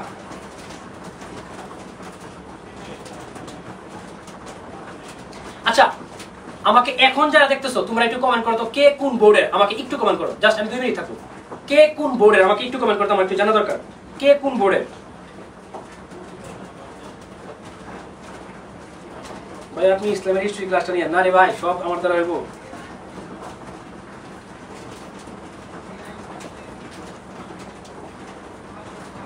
ভাইয়া আপনি কি এসএসসি 25 এর ক্লাস নিছেন? না আমরা শুরু করব, এই এইসি 27 শুরু করব আমরা খুবই তাড়াতাড়ি। পূর্বাশিল এসে ঢাকা, রাজশাহী। আচ্ছা মৃত্যু, তারপর হচ্ছে গিয়ে সুমাইয়া, প্রাপ্তি রাখি, রাজিয়া সুলতানা, এরা আমাকে একটু নক দিবা, আমাকে একটু নক দিবা। হ্যাঁ যারা নাম বলছি, মৃত্যু, সুমাইয়া, প্রাপ্তি, রাজিয়া, তারপর হচ্ছে গিয়ে আদিল মাহমুদ, নাসির, এরা। মেহেদি, মেহেদি, মুন্না, মুন্না আমাকে একটু নক দিবা, মুন্না আমাকে একটু নক দিবা। মনিকা ইসলাম, ঢাকা। আরে ভাই আমি তো ঢাকা, ঢাকার লোক দরকার নাই, অন্য অন্য লোক দরকার। চট্টগ্রাম, হাবিবা, চট্টগ্রাম, হাবিবা আমাকে একটু নক দিবা, হাবিবা আমাকে একটু নক দিবা। আমার এই পেজে নিচে দেখলাম, আমার আইডি আছে। রেজা, রেজা, রেজা আমাকে নক দিবা, রেজা। আফ্রিদি হাসান, আফ্রিদি আমাকে নক দিবা। মাহি আফরোজ, যশোর, মাহি একটু একটু মিহি আফরোজ, মিহি আফরোজ আমাকে নক দিবা। নীলমণি আছে, সারা আছে, কুমিল্লা, রায়হান, রায়হান, রায়হান তুমি একটু নক দিবা। হ্যাঁ রায়হান ভাই একটু নক দিবা, একটু দরকার তোমাকে। হ্যাঁ কুমিল্লা যারা আছো, কুমিল্লা যারা আছো আমাকে নক দিবা। হ্যাঁ কুমিল্লা যারা আছো, ঢাকা আমার নক দেশকে ভাই, আমি নিজেই ঢাকা, ঢাকা আমার অফলাইনে, মানে কি বলে ঢাকা, আমি তো শত শত করে আমি অফলাইনে পেয়েছি। যশোর বোর্ড, যশোরে যে আছো, কুমিল্লা, আচ্ছা শোনো, ময়মনসিংহ এর যে আছো, ময়মনসিংহ, কুমিল্লা, যশোর, রাজশাহী, এরা কয়েকজন আমাকে একটু নক দিও তো। সিলেট, এরা আমাকে একটু নক দিও। দিনাজপুর, এই শাহালি, দিনাজপুর থেকে বলতো না, শাহালি আমাকে একটু নক দিবা। হ্যাঁ শাহালি আমাকে একটু নক দিবা। বরিশাল থেকে আছে রাকেশ দাস, রাকেশ দাস তুমি অবশ্যই নক দিবা, আমাকে একটু নক দিবা ভাইয়া, একটু নক দিবা, একটু নক দিবা। তোমাদেরকে আমি পিডিএফ গুলো দিয়ে দিব। হ্যাঁ গ্রুপ খুলে একটা গ্রুপ খুলে ভিন্ন ভিন্ন বোর্ডের স্টুডেন্টদেরকে নিয়ে আমি একটা গ্রুপ খুলছি, ঠিক আছে? ওইখানে তোমাদেরকে আমি সব দিয়ে দিব, যাতে আমি প্রশ্নটা দেখতে পারি। ওটা গ্রুপটা খোলার কারণ হচ্ছে পরীক্ষা দিয়ে এসে তুমি যাতে আমাকে প্রশ্ন দিত, তাহলে আমি সবগুলো প্রশ্ন দেখতে পারবো। রাজশাহী থেকে যারা আসছো, শাহালি তোমারও নক দিতে বলছি ভাই, তুমি তো মেয়ে না ভাই। দিনাজপুর বোর্ড, সাতক্ষীরা থেকে একজন আছে, সাতক্ষীরা থেকে একজন আছে, অবশ্যই দিনাজপুর বোর্ডের এরা নক দিবা। সাতক্ষীরা থেকে আসো, এত বোর্ড না, ঠিক আছে? সবাই অনেক বেশি ভালো থাকবা। তোমাদের সাথে ফার্স্ট পার্ট এবং সেকেন্ড পার্ট নিয়ে দুর্দান্ত একটা যাত্রা ছিল। আমি পার্সোনালি তোমাদেরকে কখনোই বলবো না, কারণ আমার প্রথম যে আইডিশনের সাথে যাত্রা শুরু হইলো, এখানে তোমরা আমার পাশে ছিল এবং প্রথম গুগল দিয়ে আমরা শুরু করছি। সো এই জায়গা থেকে হচ্ছে আমরা, রেজা বলছে আমি কি নক দিব। আচ্ছা তোমরা কেন আমাকে নক দিবে আমি বলি। তোমাদেরকে ভিন্ন ভিন্ন বোর্ডের স্টুডেন্টদেরকে নিয়ে আমরা একটা গ্রুপ খুলবো, হোয়াটসঅ্যাপ এবং মেসেঞ্জার। তো তোমরা পরীক্ষা দিয়ে আইসাই তোমার প্রশ্নটা যদি দেও আমাকে, আমি দেখতে পারবো। এছাড়া তো তোমাদের সবগুলা বোর্ডের প্রশ্ন আমার পক্ষে দেওয়া সম্ভব না, প্রশ্ন আমি কোথায় পাবো? এই জন্য তোমাদের সবগুলা বোর্ডের মানুষ যদি একটা গ্রুপে থাকো, তুমি আসলা, ছবি তুললা, গ্রুপে দিয়ে দিলে, আমি দেখে পেলাম, ঠিক আছে? এই জন্য আর কিছু না। দিনাজপুর বোর্ডের ব্যাপারে কিছু বলেন ভাইয়া। দিনাজপুর বোর্ড, দিনাজপুর আমার একটা আত্মীয় বাড়ি ছিল, আমার বাবার মামার বাড়ি মেবি, তো আমার কখনো যাওয়া হয় না, ইনশাল্লাহ যাবো। রাজিয়া সুলতানের ইকোনমিক্স হবে ঢাকা ভাইয়া। হ্যাঁ ইকোনমিক্স হবে, ইকোনমিক্সে আগুন জ্বলবে, আগুন ইকোনমিক্সই তো হবে ভাই, খেলা নাই তো ইকোনমিক্স। আল্লাহ হাফেজ ভাই, মারিয়া লিখছে আল্লাহ হাফেজ, থ্যাংক ইউ স্যার। কুমিল্লাটা একটু, হ্যাঁ কুমিল্লা স্যার, পরবর্তী ক্লাসে আবার ক্লাসটা হ্যাঁ কবে? শাহরি লিখছে আপনার আইডি লিংকটা দেন। হ্যাঁ এই ভিডিওর কমেন্টে আমি তোমাদেরকে লাইক দিব, বুঝছো? তোমাদের কমেন্টে আমি লাইক দিব, তাহলে দেখবো এখান থেকে নক দিবা, ঠিক আছে? AC 25, থ্যাংক ইউ, আসসালামু আলাইকুম।